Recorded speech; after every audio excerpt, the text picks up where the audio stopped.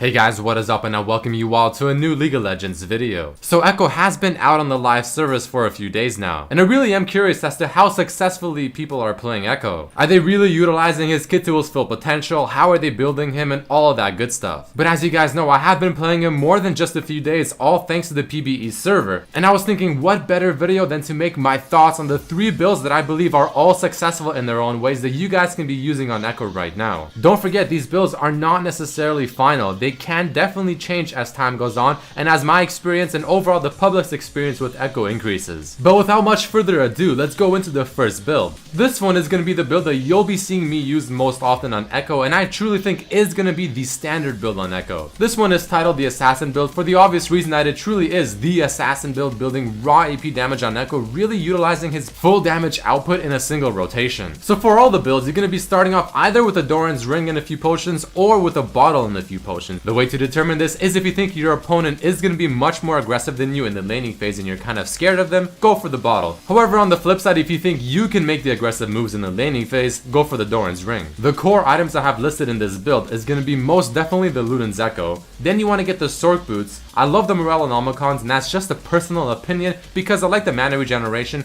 and I really like the 20% CDR. I am personally a huge fan of 40% CDR on assassin champions, especially champions like Ekko, because you want to be able to use your E ability as often as possible. Because Ekko shines at being able to go in, do his damage, get out, and then go back in again. You want to then follow it up with the Lich Bane because it synergizes so well with your E ability, proccing the Lich Bane effect on the auto attack. And Zhonya's I feel is a very core item on him as well because it gives you the defensive capabilities that you might need in a certain team fight. And as you pop your Zhonya's, chances are as you come out of the Zhonya's, your ultimate's ghost will be more or less on top of you, so then you can instantly pop your ultimate and just punish everyone that's waiting around your Zhonya's effective finish to try and kill you. And the reason I have the Lucidity boots kind of underneath the Sork boots is because eventually I do sell the Sork boots for the Lucidity because CDR is so much more important 30 or 40 minutes into the game than just a small amount of magic pen that you get from the Sork boots. And as a 6th and final item, top it off with either Rabadons if they're not stacking too much MR, or just play it safe and go for the Void Staff. So like I said, this is going to be the build you'll personally be seeing me use in a lot of my games because it really plays him like a true assassin, giving him a very high damage output with all of his abilities in the proper rotation, has a very solid mid-game spike or even early game spike if you get the Luden's Ekko very early, and it easily has the most carry potential. The cons is that you'll be very squishy with this build since you're not really getting a lot of resistance items except for the Zhonya's. It is very difficult to make this one work because it's a very high risk, high reward build. Either you will utilize your abilities in the proper rotation and kill everyone and then get out, or you're just gonna simply die so fast because you're so squishy. For the most part, I'll be using this rune page with this build. Magic pen reds, HP per level yellows, AP per level blues, and flat AP quins. And here's my somewhat standard 2109 mastery page. But definitely change up the masteries, the runes, or the items if you think you have something that might work better for your playstyle. But going into the second build is gonna be a tanky AP version of the first one. The starting items are definitely the same, but the core items is where everything changes. The purpose of this build is to be more tanky and be able to do more consistent damage. So with that being said, I really like the Rod of Ages and the Abyssal Scepter. Both of them give you AP while also giving you defensive stats. I then get the Sork boots and of course later on in the game switch them out for the Lucidity, but here's where the interesting part happens in my opinion. So either you can go somewhat safe and go for the Lich Bane, or you can go for the Gnasher's Tooth, an item that I'm personally liking on Ekko, especially with this build, definitely helping you out with that sustained damage output. I mean, yeah, it's not really utilizing his passive to its fullest since it does have a cooldown, but you're definitely utilizing your W's passive if the target is below 30% HP. And overall, in my opinion, it's definitely giving you that consistent damage output, and since you do have the tanky stats from the earlier items, you're able to stand in the fight auto-attacking a lot more often before dying, or before making the retreat. But either way, the Zhonya's after that is a must. Another item you can definitely throw in there potentially is the Luden's Ekko. Now this is a very Diana-esque build, much more tanky, consistent damage output, and just kind of being able to stay within the fight much longer. It works exceptionally well against double AP solo laners since the Abyssal Scepter is really put to full use. And overall, I really think this is a solid build and it's a lot easier to play with since you're not as squishy and you can definitely take a lot more punishment. The cons of this build is that the carry potential is not as high and the damage output is not as high as the Assassin build. But if the enemy team has a lot of tanks or you feel like your team needs a bit of tankiness, I think this is the build to go for. So for the runes, if you opt out for the Gnasher's Tooth, go for the same page as I mentioned earlier. But if you feel like you don't like the Gnasher's Tooth and you like the Lich Bane more, go for for this page instead, where instead of AP per level blues, you have CDR per level blues. Because like I said, getting 40% CDR on Ekko is just too important. And for the mastery page, I still use the exact same one.